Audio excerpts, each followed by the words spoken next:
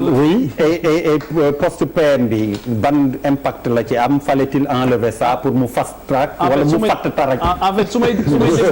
may déglu suma doomu baay bi Serigne Fall bi damay xaw a inquiet trop parce que bu fekkee ne ay nit dañuy aborder question yu am solo yi nga naan politique fiction ngay def man dafa am feneen fu mu may yóbbu mooy Sénégal problème bi ñu am dëgg mooy da ngay ñeewant sax le président de la République parce que ñi muy àndal à un moment donné su ne weex na ñu ne tàll su ne xonq na ñu ne cuuy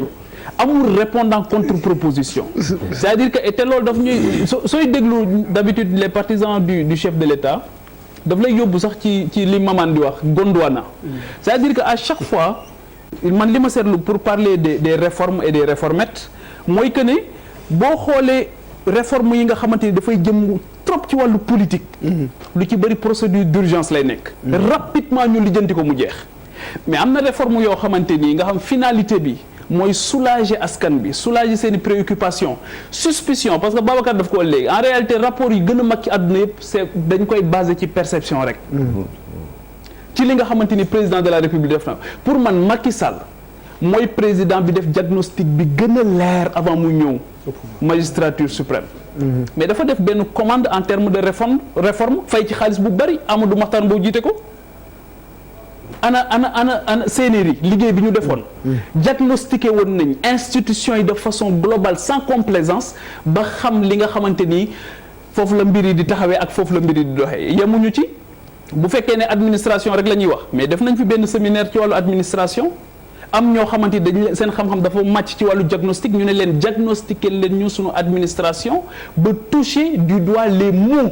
ci archaïsme bi nga xamante ni am na ci ak yenn yi nga xam nemmeeku woon nañ ko te mu doon retarder la décision bu fekkee ne dañuy wax fast track y a rien de nouveau AIBD Mbour tali boobu mais ni ñu ko defaree c'était en un temps record mën nañu wax ne fast track la woon te Ageroute bi lañ ko dénkoon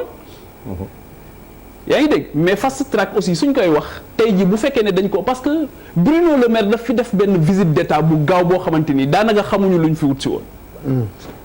mais fan yi nga xamante ni aussi ñoo ngi waajal prestation de serment bi dañu gis Nicolas Sarkozy ñëw Sénégal ñu gis Tony Blair ñëw fi mais ñoom lan moo doon raison seen présence au Sénégal dafa mel ni commande lañ indi woon ndax fast track France bu ñu koy wax ñoom mooy dañuy faciliter multinationales yi seen implantation waaye ay package lañ leen di jox yoo xamante ni ci wàllu fiscalité dañ leen di dimbali ba nga xam dinañ mën a installer waaye dañ ci français yi bu boobaa dañ ciy boole ay conditionnalité mooy ndax di nga maintenir wàllu emploi création et maintien de l'emploi et d'habitude fast track c'est sur le secteur industriel lay gën a bëree bu fekkee ne dañuy singer rek nañu dem jusqu'au bout de la logique te fii bu ñu fekkee ne dañu li ñu autoriser multinationales yi su fekkee ne dañ ci yokk leneen ak ay package ci wàllu fiscalité parce que tey société bi fi def lampadaire yi nii mais nañ ñu wax nañ ba ci fi mu ne li muy génn ci port bi sax dañ ko exonéré ak yeneen société yi nga xamante ni yëpp bi ñu bëggee ñu gaawal et rendre le produit fini am na ay soulagement yu am solo yoo xam defal nañ leen maintenant quid du secteur privé bi nga xam dafa jooy ci premier septennat bi bay bëgg a dee pour man question essentielle yi loolu la mooy fast track bi tey li nga xamante ni noonu la ñu wax ne noonu la nar a faciliter multinationales yi rek moo tax mu jóg en réalité beneen bi mooy damay tiit encore une fois mu saper la transparence et la bonne gouvernance encore une fois justement Babacar dama jàng ñetti fan ci ginnaaw gis-gis bu safaanoo je précise le fond de ma voilà kon précise li tax ma ne dama je précise li tax ma ne damay ragal mu saper la transparence mooy bu fekkee ne dañu bëgg a gaawtu ba contourner les procédures yi nga xamante ni jàpp nañ ne tey ci wàllu passation de marché public jàpp nañ ne am nañ ay manuels yoo xamante ni fa tabarakallahu mucc na ayib mais loolu est-ce que duñu yóbbu ci gré à gré damay laaj est-ce que duñu yóbbu ci gré à gré alors Pape Djibril non c'est pas possible c'est-à-dire qu'il y a des textes dans ce pays-là je pense que qu'il y ait un premier pas ça change pas grand-chose sur ce plan-là ça change pas grand-chose qu'il y ait quand on dit l'accélération des procédures ça ne veut pas dire contourner les procédures et les lois loolu c'est même pas pensable je pense que c'est par rapport à l'action gouvernementale suppression poste premier ministre par rapport à l'action gouvernementale c'est-à-dire que le président soit en interface directe avec les ministres ñu mën ko rendre compte directement il y a plus besoin d'un intermédiaire mais pas en matière de contournement. Et on peut aussi la fin du ponce-pilatisme comme on dit, quoi. L'autre chose, c'est-à-dire que on est dans un régime quand même présidentiel, j'insiste là-dessus, c'est-à-dire que président li ñuy Sénégal wala àdduna bi sax li ñuy xool mooy li ñuy bàyyi seen ginnaaw. Président Macky Sall en 7 ans il a fait des réalisations nit ñi teg ko bët. On lui a donné un deuxième mandat. Je pense que peut-être li muy xalaat mooy buy dem. bàyyi fi des réalisations yoo xam ne nit lañ teg seen bët. mais loo xam ne daf may ralentir nañ ko dindi. je comprends comme ça. Abdou par rapport ak li ngay wax ni justement. Babacar il y a 3 jours dama lire lu mu wax ci Sud Quotidien. et justement ça va un peu ou ça répondra préoccupation Pape Djibi. nga ni que pour yow fast track dina mën a xeex corruption. guerre. En fait, moi je comprends bien le blockchain. En fait, avec le blockchain. Bon, je comprends bien le souci de préoccupation. Parce que bon, c'est vrai que parfois ñu bëgg a gaawal mbiri rapidité ba contourner yenn kii pour mën a def ci gré à gré mais man dama jàpp ni mun en fait du ñu àgg foofu parce que comme ni ko Khadre waxee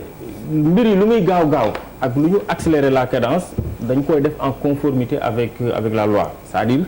gré à gré ak lu ñu bëgg mu gaaw bu nekkul loo xam ne dañ ko war a def gré à gré mënuñu ko def gré à gré donc fast track aussi dafay ñëw tegu ci li nga xam ne tey moom mooy li charte ci tëral alors man dama jàngat bi ma ci am avantage bi ma gis ci fast track bon c'est vrai que avantage yi kenn ku nekk si ñun xëy na mën na ci wax benn ponk mais man dama jàpp ni mën na xeex guerre mën na xeex corruption parce que lu tax ma wax ko dama def analyse ma ni c'est-à-dire que déjà fast track bi c'est vrai Khadre wax na léegi définition bi ça dañuy gaawal mbir mi les agents de l'administration dinañ leen tënk ci délai boo xam ne tey bu ñu leen joxee dossier xëy na dinañ ci gaaw c'est-à-dire il y aura moins de manipulation manipulation bi dafay wàññeeku te aussi bon xam nañ comment ça se passe la corruption lu nekk en fait lu am la c'est réel te xam nañ ni muy doxee peut-être ci administration bi parfois di nga am dossier pour dossier bi gaaw léeg-léeg bu ñëwee sax xam nga mën nañ ko dugal ci tiroir bi di xaar ak yi ci war a ànd ak yooyu pour que mu ñu xool en fait nan la ñuy def ba traiter ce dossier mais bu fekkente ni tey l'agent de l'administration dañu ko tu as un délai bien défini c'est-à-dire dañu la tënk ci délai bi waroo ko passer te dossier bi parce que supposons dossier boo xam ne dañu ko doon traiter pendant da ngay yóbbu sa dossier ñu traiter ko ci 1 mois mais tey bu ñu nee la dossier bi c'est-à-dire c'est supérieur dañu la dama bëgg ñu traiter ko en un laps de temps record pour man doo xaar ñu am loo xam ne noonu lañ lay nuyoo pour que dossier bi mën a gaaw kon man rapidité boobu dina permettre nit ñi yenn yi nga xam ne tey ñoo ko doon beaucoup plus complexe mais bëgguma la couper vraiment tey booy xool administration sénégalaise ni muy doxee ci procédure yi papier boo ciy wut bu mu mën a dem et puis am na tuuti évolution bu ñu def même ci sur internet da koy gis bu ci nekk am na délai délai bi muy wax bu ñu defee nee na dañuy tënk nit ñi ci ay temps tey boo acte administratif boo gis dinañ ne timbre nangam délai bi temps boo ko déposé pour ñu jox la am na délai lan moo tax délai yi kenn du ko respecté loolu mooy wax ji te c'est pas parce que bind nga rek ni fast track am na que da ngay changer comportement yi parce que comportement yi yoo xam nañ leen ci quand tu n'as pas réglé la question de l'humain fast track bi day nekk ci slogan bu bees pas de fast track Pape Djibril s'il te plaît bon c'est un peu à l'origine Fall yow yaay tëj fast track bi je te promets yow yaay tëj Pape Djibril oui moi je veux pas c'est à l'origine waaw il ne faut pas qu'on se trompe c'est-à-dire que Babacar fast track en réalité les lourdeurs de l'administration mais on n'a qu'à réformer l'administration dëppale ko ak jamono fast track bu fekkee ne non xam nga fast track ñun bu inventé wuñ ko dafa am fu ñu ko jëlee c'est des procédures exceptionnelles et restreintes pour permettre à des multinationales ñu ñëw implanté wu dans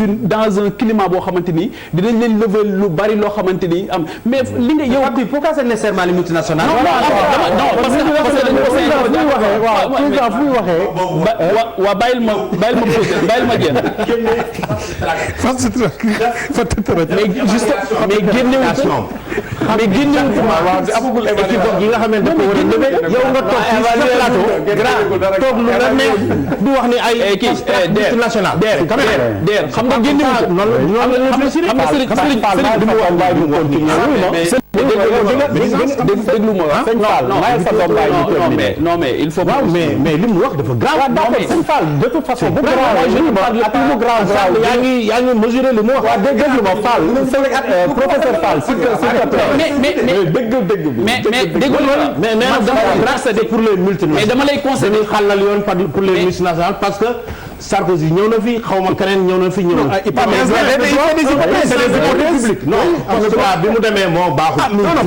postulat bi nga xamee ne moom la demee pour aboutir à am na droit def ay hypothèse. non dafa dem si postulat boo xamee ni si absurdité. s'il te plaît continue. léegi damay maintenir li ma jot a wax d'abord. oui li ma wax yëpp maintenir naa ko. et dama koy concéder sax la gravité de la question justement elle est grave. moo tax ñu war ko aborder avec beaucoup de gravité et de solennité. li ma bëgg a wax par rapport ak lii nii mooy li ma doon wax léegi ne dama yërëm président de la République parce que contre proposition bi encore une fois des fois dafay def ci ñi nga xamante ñoo ko war a dimbali. Macky Sall fi mu ne xam nga lu mu soxla mooy ñu ñaanal ko mu def quinquennat ñu gunge ko mu def quinquennat bi mu jeex mu dem ci leneen sans problème mais pas dugal ko ci ay guute loolu moo tax taxaw seetlu yi am solo loolu moo tax ñu war a nommer les choses fast track. bu fekkee ne dañu ko jële feneen parce que moomuñu ko c'est un concept qui a été importé comme ni ñu importé démocratie comme ni ñu importé leneen Malal wax na ko léegi tropicalisation bi moom mooy des fast track ça je suis désolé Babacar ça n'a rien à voir avec les lourdeurs administratives lourdeurs administratives yi pointé nañ ko du doigt sénéer yi def na ko séminaire bi ñu fi defoon pour réformer l'administration def nañ ko loolu nañu ko jël modernisation de l'administration mais nañu jël loolu ñu appliquer ko xam nañ là où se trouvent les problèmes fast track bi encore une fois c'est des dispositions des procédures exceptionnelles et restreintes te dafa am loo xamante ne moom lañ ci war a su fekkee ne continuer nañ ko te defuñu ci bu fekkee ne continuer nañ ko Papis te defuñu ci ay mesures ay garde-fous su boobaa secteur privé national dina gën a yuuxu dina gën a yombalal ñeneen ñi